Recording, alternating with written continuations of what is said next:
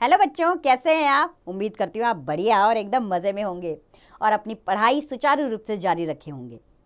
तो बच्चों, आज हम पढ़ने वाले हैं एक बहुत अच्छा अध्याय जिसमें एक कहानी है और हमारी कहानी का नाम है धन कभी साथ नहीं जाता। तो बच्चों, अपनी कहानी को शुरू करने से पहले कहानी में आने वाले कुछ कठिन शब्द जान लें।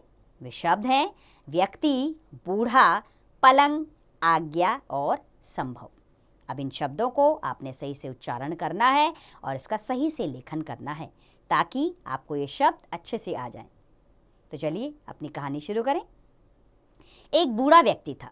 व्यक्ति यानी कि आदमी। हाँ, तो एक बूढ़ा व्यक्ति था, उसके 4 बेटे थे।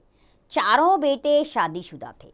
शादीशुदा का अर्थ होता है उनकी शादियां हो गई थी, विवाह हो चुका था। वह बूढ़ा व्यक्ति बहुत लालची था और बहुत धनी भी था। बूढ़ा व्यक्ति अपने बेटों को अपने धन में से कुछ नहीं देता था। उसके बेटे उसकी बहुत सेवा करते थे। एक दिन की बात है, वह बूढ़ा व्यक्ति बहुत बीमार हो गया। उसने सोचा, अगर मैं मर गया तो मेरे बाद सारा धन सब बच्चों में बढ़ जाएगा। यह सोचकर उसने एक पलंग बनवाया जिसमें एक बड़ा सा बक्सा बनवाया। बक्सा क्या होता है?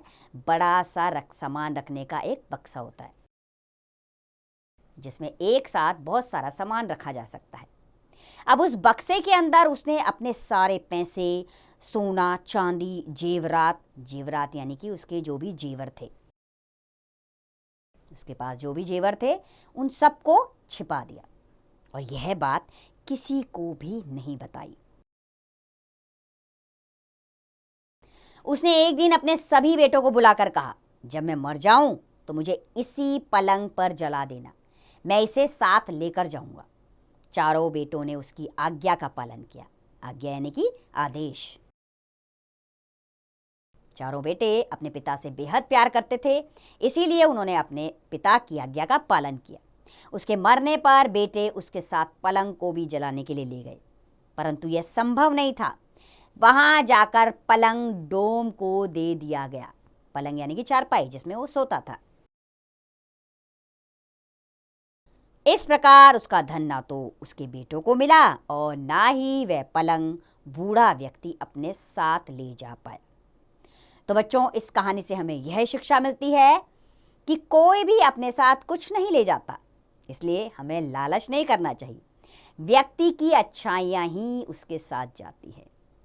अंत में पता लगता है कि उसको देखने कितने लोग आए हैं। इससे पता लगता है वो कितना अच्छा आदमी था।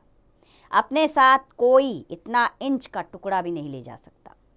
तो ये बात तो हमें अपने मन से निकाल देनी चाहिए और लालच को अपने मन में कभी नहीं आने देना चाहिए। तो बच्चों, इस कहानी से मिलने वाली सीख आप अपने जीवन में ज़रूर अपनाएं और लालच से कोसों दूर रहें। अब इसका अभ्यास कार्य स्वयं कीजिए।